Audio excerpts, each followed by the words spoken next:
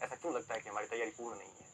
तो उसके पीछे की थोड़ी साइकोलॉजी समझने का प्रयास करते हैं आज इस वीडियो में। देखिए, सबसे पहले एक छोटा सा अपन एक एग्जाम्पल देते हैं कि जैसे आप कोई एग्जाम देने गए, तो उसमें जैसे मान लो 100 प्रश्न आए। 100 में से आप देखोगे कि करीबन 40-50 प्रश्न ऐसे हैं जो देखते ही आप बिना विकल्प आप आराम से आंसर निकाल दोगे। देखते ही पता चल जाएगा किसका ये उत्तर ये है। वो 40-50 प्रश्न ऐसे हैं जिसका देखते ही उत्तर निकल रहा है, उसको आप कहते हैं आसान सवाल है।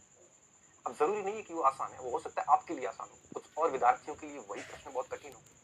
तो प्रश्न कोई भी आसान नहीं होता, कोई भी प्रश्न कठिन नहीं होता, ये आपके ऊपर डिपेंड है। आपने उस प्रश्न को अगर 3-4 बार पढ़ रखा है तो आपके लिए बहुत सरल है, किसी ने एक बार भी नहीं पढ़ा उसके लिए वो बहुत कठिन है। कुछ प्रश्न ऐसे होंगे जो मेरे लिए कठिन है, कुछ प्रश्न ऐसे होंगे जो आपके लिए कठिन है। जो आपके लिए सरल था वो हो सकता है मेरे लिए कठिन हो, मेरे लिए सरल है हो सकता है आपके लिए कठिन हो।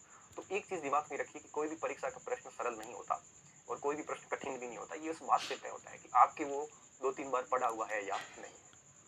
तो जब हम पेपर देखते हैं तो 30-40 सवाल ऐसे होते हैं 100 में से, तो 30-40% प्रश्न ऐसे होते हैं जिनको देखते ही हम उत्तर लगा देते हैं।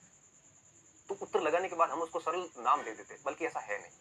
एक्चुअल में बात यह है कि वो जो 30-40% सवाल थे उनको आपने कई बार पढ़ रखा है, कई बार आपकी नजरों के सामने होकर रखे, इसलिए आपने उसको बहुत आराम से कर लिया, इसलिए आप उसको सरल कह रहे हैं। कुछ ऐसे बच्चे भी होंगे उस पेपर में 80% सवाल सरल उसको मान के चलेगा, क्यों? क्योंकि उसने बहुत कुछ अच्छे से पढ़ रखा हो। तो सारी कुछ जो बातें हैं, सरल कठिन, याद रहना नहीं रहना, ये सब कुछ डिपेंड करता है तैयारी पर। मनुष्य मस्तिष्क की एक सीमा होती है, स्मृतियों की अधिकता के कारण हमारी जो मन मस्तिष्क के चीजों को विस्मृत करता जाता है, भूलता जाता है। तो हमें क्या करना चाहिए? तो देखो विद्यार्थियों, सबसे पहली चीज ये याद रखना, ये बात सभी के ऊपर लागू होती है। मैं भी भूलता हूँ, आप भी भूलते हो, हर विद्यार्थी भूलता है।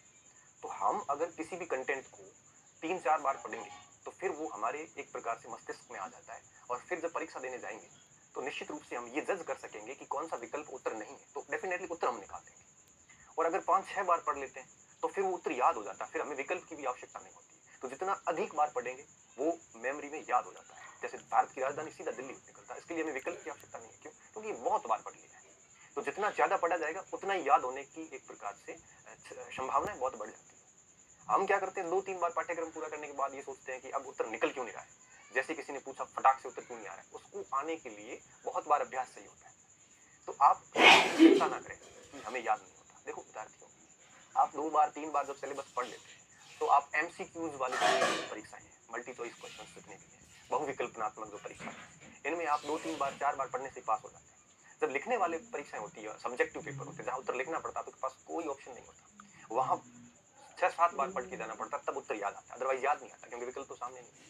तो अगर आपको याद नहीं होता है या आपको ये लगता है कि पढ़ा खूब है लेकिन याद कुछ नहीं है, तो आपको ऐसा लगेगा, लेकिन आपको इसके चिंता नहीं करनी।